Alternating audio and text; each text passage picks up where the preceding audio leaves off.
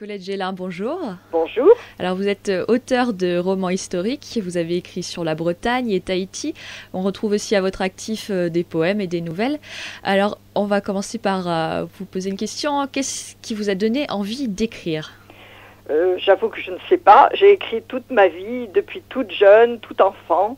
Donc je pense que c'est quelque chose qu'on a en soi, comme d'autres ont d'autres talents. C'est inné en fait. C'est pas très explicable. C'est quelque chose qui est venu tout de suite. Oui, j'écrivais toute jeune. Je sais que en classe, les rédactions c'était plutôt des petites, pas des romans, mais enfin des petites nouvelles. Donc je pense qu'on a une certaine alchimie avec l'écriture. Et comment vous en êtes venu au créneau du roman historique ? Le créneau du roman historique, en fait, a démarré à Tahiti lorsque j'ai suivi mon mari à Tahiti. On y a passé près de 5 ans. Et j'ai dit, je veux bien aller à Tahiti, mais je vais écrire l'histoire de Tahiti. Et je me suis renseignée un peu sur place. J'ai lu tout ce qui est paru en librairie sur l'histoire de Tahiti. Et j'ai créé deux romans à partir justement de l'histoire de Tahiti. Et une fois rentrée en France, j'ai continué sur cette lancée, mais comme je suis bretonne, je suis nourrie de légendes et de tout ce qui est la matière celte et bretonne. Donc j'ai commencé par reprendre la légende de la ville d'Is. Tout ça pour une raison bien particulière, parce qu'on met toujours la femme en porte-à-faux, la femme est coupable. Ça, c'était dans l'ancienne religion catholique. Donc la fameuse histoire d'Ahu ouvrant les portes de la ville d'Is au diable, c'est un peu c'est un peu de l'imagerie. Donc je l'ai réécrite à ma façon. Et puis j'ai enchaîné parce qu'en cherchant, en fouillant un peu sur l'histoire de la Bretagne, j'ai trouvé des personnages assez fabuleux qui avaient une aura et qui ont eu un impact justement sur la constitution de la Bretagne, comme Nominoé, comme Alain Barbetorte. La bataille des Venettes, par exemple aussi, contre César. Enfin, il y a vraiment des périodes de la Bretagne qui sont très importantes. Oui, il y a une histoire très vaste et très riche en Bretagne. Oui. On va justement s'intéresser à vos romans qui parlent de la Bretagne. Alors on retrouve dans votre œuvre un cycle sur le roi Arthur, avec 2 romans sur les personnages emblématiques que sont Arthur et Merlin. Voilà. C'est un sujet assez incontournable quand on écrit sur l'histoire de Bretagne, ça ? Incontournable, je sais pas, mais moi ça m'a toujours fasciné, mais j'ai reculé parce que c'est quand même c'est imposant comme travail. Et finalement, quand je me suis lancée, j'ai été tellement habitée par le personnage de Merlin que c'est venu tout seul, comme si j'étais, si vous voulez, envahie justement par la personnalité de Merlin. J'en ai fait quelque chose, aussi bien Merlin comme Arthur, j'en ai fait des personnages qui pourraient exister, si vous voulez, même de nos jours, des personnages beaucoup plus humains. Merlin, en fait, est le personnage le plus important du paysage arthurien. C'est un visionnaire, il est cultivé pour son époque, il est à demi humain, à demi elfe. Et en fait, il fait le tremplin entre le monde des hommes et celui qui était à l'époque invisible, des elfes, des autres peuples, doués de pouvoir, des dieux anciens, des devins, des druides. Ouais, c'est des personnages aussi très mystérieux entre magie et... Oui. Et la magie, c'est toujours fascinant finalement d'approcher ce que les humains pourraient faire avec certains pouvoirs. Mais Merlin justement est hanté par cette prescience qu'il a des choses qui vont arriver. Il voit d'ailleurs autour de lui les gens disparaître, et lui, comme il est à moitié humain, à moitié elfe, il a une vie beaucoup plus longue sur Terre, et tout ça va le hanter toute son existence jusqu'à la mort d'Arthur. Donc on l'a dit, l'histoire de Bretagne très très vaste, il y a énormément de sujets à traiter. On peut parler aussi de votre roman Sandermine qui s'intéresse au duc de Bretagne, là. Alors Sandermine, c'est une période entre 1440 et 1500 où les ducs de Bretagne sont en train de mourir les uns après les autres, sans héritier mâle. Et il y a autour des ducs de Bretagne un personnage ambitieux qui est le frère du duc François Ier, qui lui est élevé entre la Bretagne et entre l'Angleterre. Et il va tellement être proche du jeune roi d'Angleterre qui est son cousin qu'il va en fait lui jurer sa foi, et donc il va être convaincu de trahison par son frère François Ier de Bretagne. Il va être emprisonné et par de sombres machinations, il va être assassiné. Et si vous voulez, il avait épousé une toute jeune femme, parce que c'était la grande héritière de Bretagne, qui était Françoise de Dinan.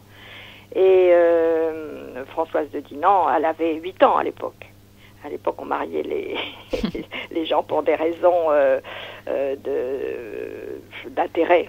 Voilà, et les jeunes filles étaient mariées très très jeunes. Voilà. Et Françoise de Dinan, après, va épouser le comte de Laval et va devenir la préceptrice, si vous voulez, de Anne de Bretagne.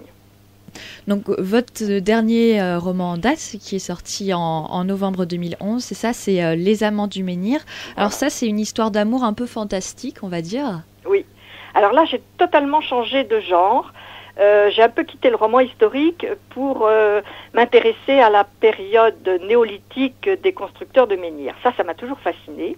Et par le biais justement d'un menhir, deux personnes de notre époque vont traverser le temps et passer justement dans cette époque où le menhir a été témoin d'événements violents.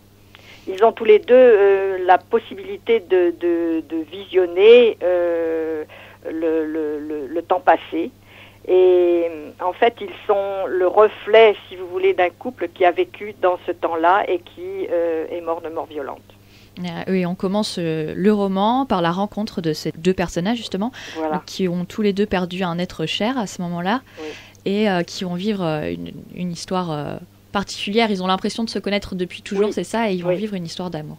Mais souvent, vous savez, on a des presciences comme ça. On a l'impression d'avoir déjà vécu quelque chose, ou d'avoir rencontré quelqu'un, ou de connaître ça, on ne sait pas de quelle façon. Je pense qu'on exploite très très peu nos possibilités d'humains. Et vous n'écrivez pas que des romans non plus, on retrouve aussi à votre actif des poèmes, oui. Donc disponibles dans différents recueils. Oui. Et qu'est-ce qui vous a amené à la poésie alors ? Je vais vous répondre. Comme j'ai dit tout à l'heure, je ne sais pas. C'est pareil. Je pense qu'on a ça en soi. Mais là, il y a des périodes poétiques. Peut-être parce qu'on vit certaines choses dans notre propre vie et qu'on cherche à l'exprimer d'une façon un peu plus, justement, poétique. Souvent, les gens, quand ils lisent mes poèmes, ils disent « J'aurais aimé dire ça, je ne sais pas le dire. » Et tu le dis de la façon qui me parle. En fait, il faut être très imagé, c'est un balancement des mots, des images qui reflètent ce que vous vivez ou ce que vous pensez ou si vous souffrez ou si vous êtes heureux. Mais il ne faut pas être trop nébuleux en poésie. Moi, je pense que c'est plutôt la musique, les images. Des poèmes que vous avez écrits aussi c'est sur l'histoire de Bretagne aussi. Oui, Oui, quand j'écris des romans historiques, aussi bien quand j'étais à Tahiti, j'ai écrit des poèmes sur Tahiti, sur l'île de Pâques, où je suis allée aussi, et sur Merlin et Arthur, sur les Celtes. Si vous voulez, c'est un prolongement en fait de l'écriture, une autre façon de s'exprimer. C'est une autre facette. Oui. Alors, après tous ces romans et ces poèmes, vous avez déjà des projets pour la suite ? Je suis en train d'écrire la suite des Amants du Menhir qu'on m'a réclamé. On m'a dit, tu as laissé une porte ouverte, maintenant, il faudrait peut-être nous dire ce qui s'est passé. Donc j'essaye d'écrire justement la suite pour... ce qui m'intrigue, c'est toujours, comme d'ailleurs beaucoup d'historiens, c'est la façon dont on a élevé les menhirs dans la plaine de Carnac, Locmariaquer, etc. Je vais donner ma vision à moi du pourquoi des fils de menhirs. Et cette suite, ce sera Le Chaman de Carnac. Le Chaman de Carnac. On va retrouver donc tous ces romans dont on vient de parler à gagner sur notre antenne du 4 au 9 juin. Donc ça sera à l'occasion de nos 20 ans. Sinon, on peut vous retrouver également sur Internet avec toutes les infos oui. sur vos romans. Oui, il suffit de taper mon nom et vous tombez sur le site Colette Gélin tout attaché .wibly w2ebly.com. Et voilà, si nos auditeurs sont intéressés, ils peuvent se rendre sur ce site. Il y a toutes les informations sur les romans dont on vient de parler et les nombreux autres que vous avez écrits, Colette Gélin.